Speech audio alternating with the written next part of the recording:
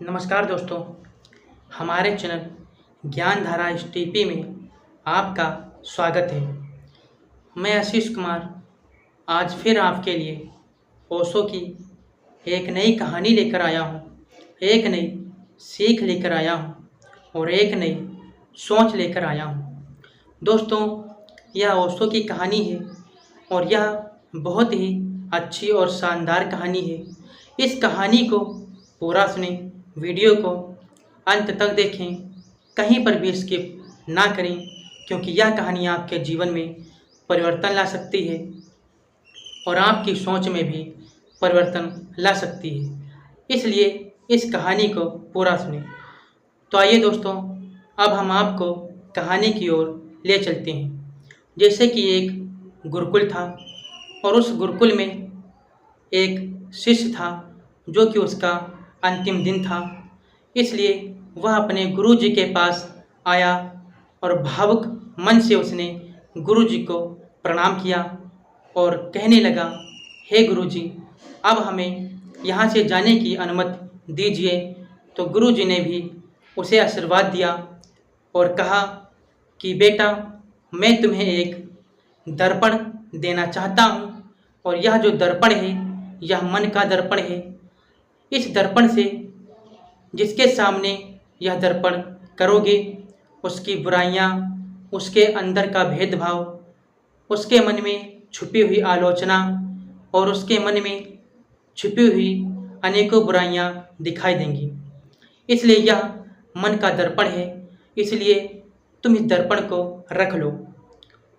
तो शिष्य ने जब यह सुना और बड़ा प्रसन्न हुआ कि जाते जाते गुरुजी ने हमको एक बहुत अच्छा उपहार दिया। लेकिन वह शिष्य सोचने लगा कि चलो पहले गुरुजी की तरफ ही यह दर्पण करते हैं। तो उसने अपने गुरुजी को ही आजमाना चाहा और जब उसने गुरुजी के उधर वह दर्पण किया तो उसे उसमें अपने गुरु की अनेकों बुराइयाँ, आलोचना और भेदभाव दिखाई दिया। तो उसने जब यह देखा तो वह मन में सोचने लगा कि हमने इन गुरुजी से शिक्षा प्राप्त की और इन्हीं के अंदर यह सब कुछ भरा हुआ है। लेकिन उसने इस बात को अपने मन में ही दबा लिया, गुरुजी से कुछ नहीं कहा और वह वहाँ से अनुमति ले करके चल दिया। जब वह रास्ते में जा रहा था तो उसने देखा कि एक उसका मित्र उधर से आ रहा है। तो उस शिष्य ने सोचा कि चलो इस मित्र को भी आजमाया जाए कि इसके अंदर क्या है। तो वह अपने मित्र के नज़दीक जाता है और मित्र को वह दर्पण दिखाता है और जब उसने दर्पण में देखा तो उसको वही दिखाई दिया कि उसके अंदर देश और भेदभाव, अनेकों बुराइयाँ और दूसरों के प्रति आलोचना उसके अंदर सब भरी हुई हैं। तो उसने शिष्य ने वो दर्पण को रख लिया और मन में सोचने लगा कि यह मित्र भी हमारा बेकार ही जगत में ये फालतू में अपना जीवन जी रहा है, भेदभाव की ज़िंदगी जी रहा है। और वहाँ से वह आगे बढ़ जाता है। आगे बढ़ने के बाद उसे उसका एक रिश्तेदार आता दिखाई देता है। तो उस शिष्य ने सोचा कि चलो आज रिश्तेदार को देखा जाए किसके मन में क्या है। तो जब वह अपने रिश्तेदार के पास गया और उस रिश्तेदार का हाल चाल लिया और फिर उसने वह दर्पण अपने रिश्तेदार की तरफ कर दिया।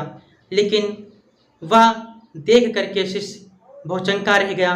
उसने देखा कि इसके अंदर तो अनेकों प्रकार के भेदभाव और दूसरों के प्रति ईर्ष्या बहुत ही भरी हुई है। तो उस शिष्य ने क्या किया, दर्पण फिर रख लिया और वह चल दिया और वह सोचने लगा कि दुनिया में तो सभी ऐसे ही लोग रहते हैं। और आगे बढ़ने के बाद वह अपने घर पहुंचता है और घर पहुंचने के बाद उसने अपने माता पिता को प्रणाम किया और माता पिता ने उसको आशीर्वाद दिया। और फिर उसने सोचा कि चलो माता पिता को भी आजमाया जाए कि माता पिता के अंदर हमारे क्या है। और जब उसने अपने माता पिता की तरफ वह दर्पण किया तो उसमें भी उसने उसके माता पिता की अनेकों बुराइयां और आलोचना और भेदभाव यह सब कुछ दिखाई दिया। और जब उसने यह सब कुछ देखा तो फिर उसने वह दर्पण फिर से अपने पास रख लिया और वह मन ही मन सोचने लगा कि दुनिया तो सभी ऐसी ही है, मेरे माता पिता, मेरे गुरु, रिश्तेदार, दोस्त सब ऐसे ही हैं जिनके अंदर अनेकों भेदभाव, अनेकों बुराइयां और ईर्ष्या दूसरों के प्रति भरी हुई है। इसका मतलब यह पूरा जगत ही ऐसा ही है। और उसका मन भ्रमित होने लगा और उसका विश्वास भी उठने लगा। और उसने क्या किया कि अब मैं क्या करूं सोचने लगा और वह दूसरे ही दिन अपने गुरुजी के पास जाता है और दुखी मन से कहता है, गुरुजी अब संसार पर से हमारा विश्वास उठ गया है। तो गुरुजी ने कहा, क्यों, क्या हुआ?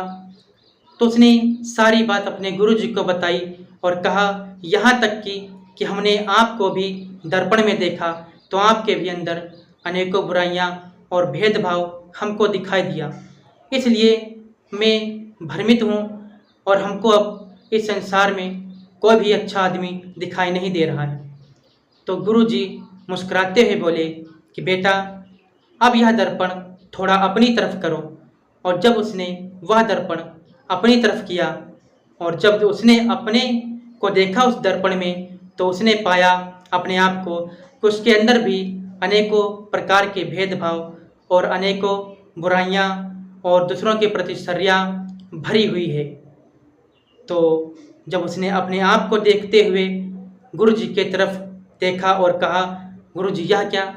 तो गुरुजी मुस्कुराते हुए बोले कि बेटा यह उपहार हमने सिर्फ तुमको दिया था ताकि तुम अपनी बुराइयां देखो और उसे सुधारने की कोशिश करो, क्योंकि जब तुम खुद सुधरे होंगे तभी आप दूसरे को सुधार सकते हो। गुरुजी ने उसको बताया कि दूसरे के माथे पर चंदन का तिलक तभी लगाया जा सकता है जब खुद की उंगली में चंदन लगा होना चाहिए।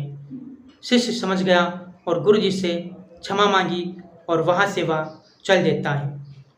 तो दोस्तों, मैं आशा करता हूँ आपको यह ओशो की कहानी अच्छी लगी होगी और यह कहानी हमें यह सिखाती है कि दूसरों की आलोचना करने से पहले हमें खुद के अंदर झांकना चाहिए कि हमारे अंदर क्या भरा हुआ है। अगर हम सच्चा ज्ञान नहीं प्राप्त करते हैं और अपने आप को नहीं सुधारते हैं तो दूसरों में बुराइयां देखने पर हमारा मन भ्रमित ही होगा। इसलिए सच्चा ज्ञान वही है जो खुद को सुधारता है और हमको एक अच्छा मार्ग बताता है, वही सच्चा ज्ञान है। तो दोस्तों, मैं आशा करता हूँ आपको यह कहानी अच्छी लगी होगी और मैं अगली वीडियो में मिलूँगा एक नई कहानी के साथ। तब तक के लिए दोस्तों, नमस्कार।